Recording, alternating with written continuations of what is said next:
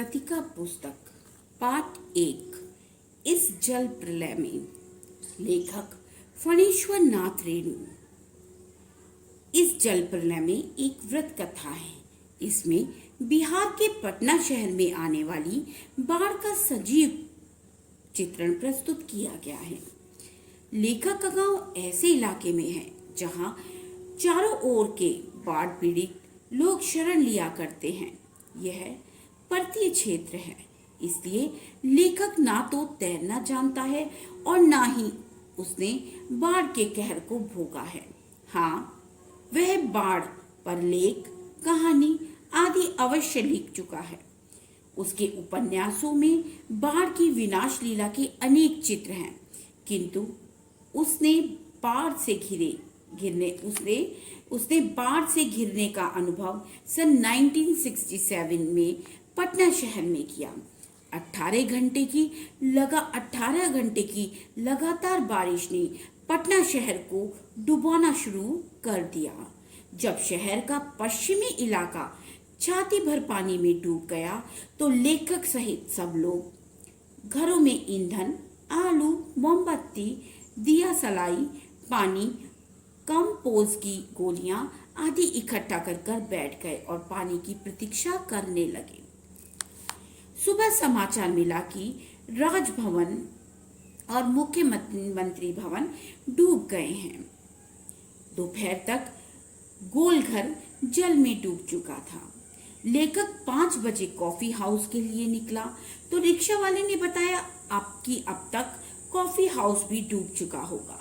लेखक फिर भी चलता गया। यानी लेखक ने रिक्शा वाला से कहा कि डूब गया होगा, चलो देख लेते हैं कितने पानी में है, परंतु मैं कॉफी हाउस जाऊंगा। रिक्शा वाला उन्हें कॉफी हाउस लेकर चल दिया।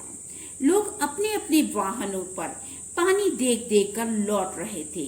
वे सभी अति उत्साह में सब कुछ डूबने की बात कर रहे थे। सबकी जुबान पर यही शब्द था, आ गया, घुस गया, डूब गया, बह गया। कॉफी हाउस बंद कर दिया गया था। सड़क के किनारे झागदार पानी सरकता चला आ रहा था। लेखक ने तुरंत रिक्शा रुकवाया। भीड़ में से आवाज आई, आगे पानी में करंट बहुत तेज है। लेखक ने रिक्शा मुड़वाकर गांधी मैदान की राह पकड़ी। यानी उन्होंने अपने रिक्शा वाले को कहा कि वहां कॉफी हाउस की तरफ मत जाओ, कहाँ जाओ, गांधी मैदान की तरफ चलो। रास्ते में पानी भरता चला आ रहा था। गांधी मैदान की रेलिंग के सहारे हजारों लोग ऐसी घनी भीड़ में जुटे हुए थे जैसे वे दशहरे के दिन रामलीला के रथ को खींचने के लिए जुटते हैं। यानी रामलीला मैदान में इतनी भीड़ थी, गांधी मैदान में इतनी भीड़ थी जितनी रामलीला के समय भी नहीं होती। धीरे धीरे हरियाली पानी में डूबती जा रही थी। इस बीच एक गवार मुस्टंडा बोला, यहाँ जब दानापुर डूब रहा था तो पटनिया बाबू लोग उलट कर देखने भी नहीं आए। अब बूझो, वो उसका कहने का मतलब था जब हमारा गांव डूब रहा था तब कोई शहर का व्यक्ति नहीं आया देखने के लिए। लेखक को लगा यह आम दुखी ग्रामीण के मन की स्वाभाविक प्रतिक्रिया है। शाम के 7:30 बजे पटना आकाशवाणी से समाचार प्रसारित हो रहा था। पानी हमारे स्टूडियो की सीढ़ी तक पहुंच चुका है और किसी भी क्षण इस स्टूडियो में प्रवेश कर सकता है। लेखक का दिल दहल उठा। मित्र भी भयभीत हो उठा। जो उनके साथ मित्र रिक्शा में बैठा था वो भी थोड़ा भयभीत हो गया, किंतु वे तुरंत ही संभल गए क्योंकि उनके चारों ओर खड़े लोग परेशान नहीं थे बल्कि उत्साहित थे। हाँ, दुकानों में जरूर हड़बड़ी थी, इसलिए सामानों को ऊपर ले जाया जा रहा था। पान वालों की बिक्री अचानक बढ़ गई थी। इस भीड़ में केवल लेखक और उसका मित्र ही मायूस थे।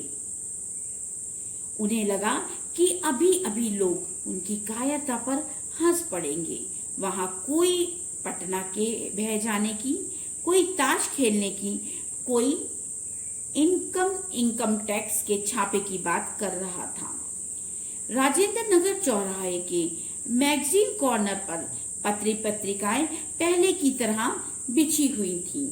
लेखक ने कुछ पत्रिकाएं खरीदी। बिछी हुई का मतलब कि जो स्टैंड में लगी हुई होती हैं, जैसे मतलब कुछ लोग रोड पे लगा लेते हैं, लेकिन कुछ जैसे ठेले पे, यानी मैगजीन की शॉप खुली हुई थी, पुस्तक की जो मैगजीन कॉर्नर था वो खुला हुआ था।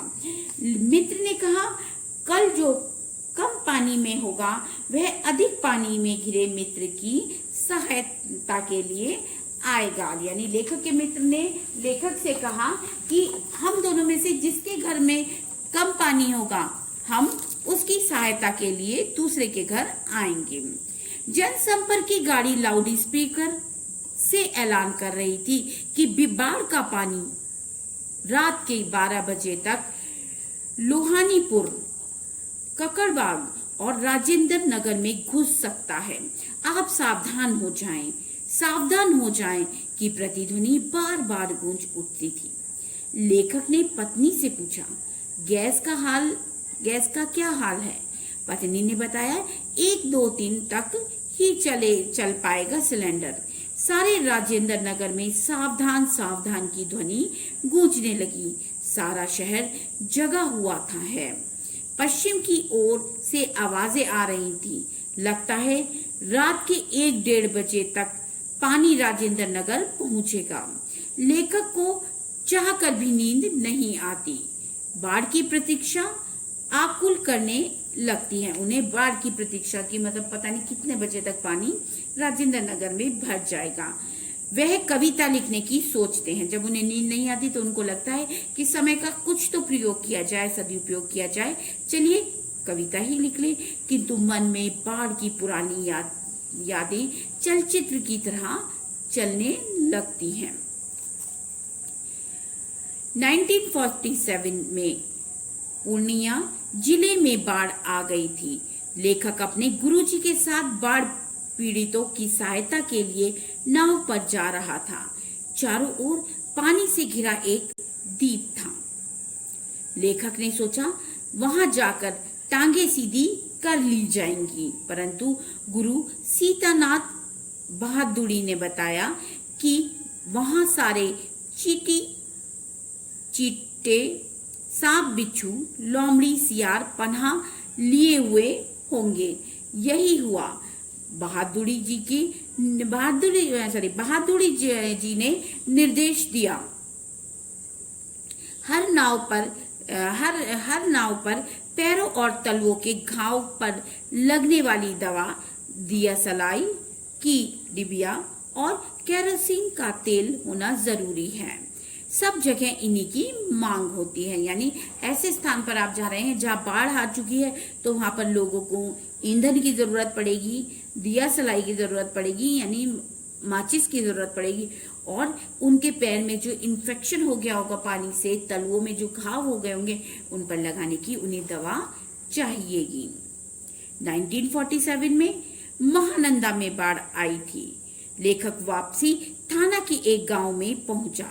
साथ में रिलीफ के एक डॉक्टर थे, यानी जो बाढ़ पीड़ितों को सेवा उपलब्ध कराते हैं, जो उनको सहायता देते हैं, उसके डॉक्टर भी उनके साथ थे। गांव के कई बीमारों को राहत कैंप तक ले जाना था। एक बीमार युवक के साथ उसका कुत्ता भी नाव पर चढ़ आया। डॉक्टर ने कुत्ते को ले जाने की पर आपत्ति की। बीमार नवयुवक कुत्ते को बिना कैंप में जाने के लिए तैयार ना हुआ। वह नाव से उतर गया। पीछे पीछे उसका कुत्ता भी उतर गया। उन्हीं दिनों लेखक और उसके साथी मुसहारों की बस्ती में राहत बांटने गए। खबर मिली थी कि वे कई दिनों से मछली और चूहों को झुलसाकर खा रहे हैं, परंतु वहां पहुंचे तो ढोलक और मंजीरे की आवाजें आ रही थीं। स्टेज पर बलवाही नाच हो रहा था। नटुआ मायके जाती रूठी हुई धानी मतलब पत्नी के हाव भाव दिखला रहा था और उसका घरवाला उसे मनाने में लगा हुआ था। ढोलक पर द्रुत ताल चल रही थी। कीचड़ पानी से लथपथ भूखे प्यासे नर नारी खिलखिलाकर हंस रहे थे। लेखक को लगा कि वे रिलीफ बांट कर भी उन्हें ऐसी खिलखिलाहट नहीं दे सकते। यानी वो उस स्थान पर पहुंचे थे जहां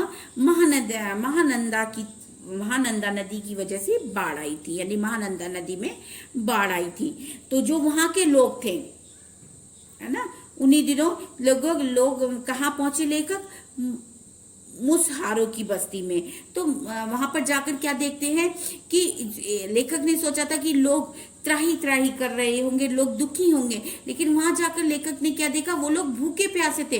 तो भूखे प्यासे थे, अब जब राहत आएगी, सहायता आएगी, वो तभी काम आएगी। लेकिन कुछ लोग उनमें से ऐसे थे जो ढोलक और मंजीरे बजा रहे थे और नृत्य कर रहे थे, नृत्य नाटिका कर रहे थे, जिससे लोगों को कुछ राहत मिले। लोग खिलखिलाकर हंस रहे थे, यानी वो उस दुख भरे क्षण में भी हास्य का मजा ले रहे थे, यानी अपने दुख को कम करके, पीड़ा को कम करके वो हंस रहे थे।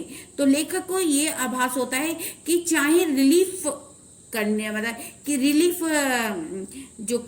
हम रिलीफ करने जितने लोग पहुंचे हैं, वो शायद उन्हें कितनी भी सहायता दें उन बाढ़ पीड़ित लोगों को, तो इतनी हंसी, इतनी मुस्कुराहट शायद वो नहीं दे सकते। क्योंकि जो सहायता करने गए हैं बाढ़ पीड़ितों की, वो खाना दे सकते हैं, ठीक है, उनके लिए दवाई दे सकते हैं, पानी की व्यवस्था कर सकते हैं, लेकिन उस समय जो मुस्कुराहट उनके चेहरे पर आ रही थी, वो सहायता करने वाले, बाढ़ पीड़ितों की सहायता करने वाले उन्हें नहीं दे सकते थे, ऐसा लेखक को लगता है। बालवाही नाच को देखकर उन्होंने सन 1937 में आई बाढ़ को याद, उनको 1937 में आई बाढ़ याद आ गई। उस समय लेखक बालचर यानी बॉयज स्काउट बालचर था, मतलब ये जो थे युवा थे और स्काउट के लिए, मतलब स्काउट उन्होंने ज्वाइन कर रखा था। नाव के अभाव में केले के पौधे से भेल बनवा लिया गया था। उसी समय जमींदार के लड़के हारमोनियम तबला लेकर नाव पर जल विहार करने निकले। गांव के नौजवानों ने उनकी नाव छीन ली तथा कुछ मारपीट भी की। यानी जो धनी वर्ग था उनको कोई फर्क ही नहीं पड़ रहा था उसमें, बाढ़ में, तो वो लोग अपना हारमोनियम तबला लेकर जो पानी भरा था उसमें बोटिंग कर रहे थे और तबला और हारमोनियम बजा रहे थे, वो इंजॉय कर रहे थे उसमें। और जो निर्धन वर्ग था वो उस बाढ़ की त्रासदी को झेल रहा था। तो उनके जो नवयुवक थे, जो गरीब नवयुवक थे, उन्होंने उस नाव को घेर लिया और उनके जो है सब चीजें छीन ली। 1967 में जब पुनपुन का पानी राजेंद्र नगर में घुस आया तो कुछ मनचले युवक युवतियां फिल्मी दृश्य की भांति नाव पर पिकनिक का मजा लूटने के लिए चल पड़े। एक युवती कॉफी पाउडर मथने लगी, दूसरी पत्रिका पढ़ने लगी, कोई नवयुवक फिल्मी अंदाज में डायलॉग बोल रहा था, रेडियो पर तेज आवाज में गाना बज रहा था। हवा में उड़ता जाए मुरा लाल दुपट्टा मलमल का।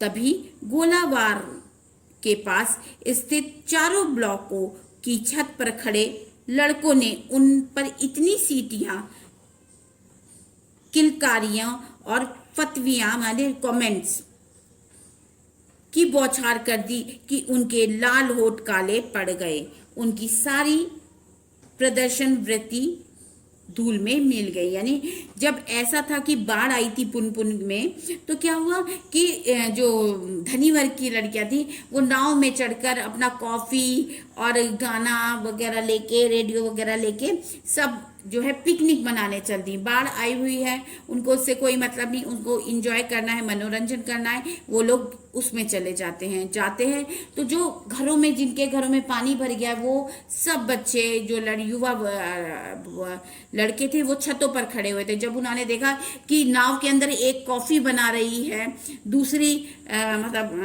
गाना बजा रही है, तो उनसे ये सहन नहीं हुआ। वो पूरा फिल्मी दृश्य की तरह पिकनिक का मजा लेने के लिए आए थे। कोई डायलॉग बोल रहा था, कोई कुछ, तो उन्होंने क्या किया, फिर उन पर सीटियां बजानी शुरू कर दी। उनमें जो नाव पर पिकनिक मना रहे थे, उन पर सीटियां बजानी शुरू कर दी, कमेंट्स पास व्यंग करने शुरू कर दिए, जिसके कारण वो जो है युवतियां और जो बच्चे आए हुए थे उस पे नाव पे पिकनिक बनाने के लिए, उनका होठों का रंग काला पड़ गया। यानी उनको इस बात पे शायद शर्म लगी या शर्मिंदगी हुई। रात के 2:30 बज गए, पानी नहीं आया। ना जाने क्या दिव्य चमत्कार हो गया। अचानक लेखक को अपने परिजनों और मित्रों की याद आई। उसने उन्हें टेलीफोन घुमाया, परंतु टेलीफोन बंद थे। मन में आया कि इसी समय कुछ लिखना चाहिए, परंतु नहीं। अचानक पुरानी यादें आने लगी। पिछले साल अगस्त में छाती भर पानी में खड़ी एक गर्भवती स्त्री की मूर्ति मन में आ गई, जो गाय की तरह टुकुर टुकुर निहार रही थी। ऐसे ही भेड़ों का झुंड की कल्पना करते करते लेखक की आंखें मूंद गईं। उसको पिछली बाढ़ का दृश्य याद आया। अभी तक जो जैसे अनाउंसमेंट हो रहा था कि पानी भर जाएगा, रात भर में पानी भर जाएगा, ऐसा कुछ नहीं हुआ था तब तक।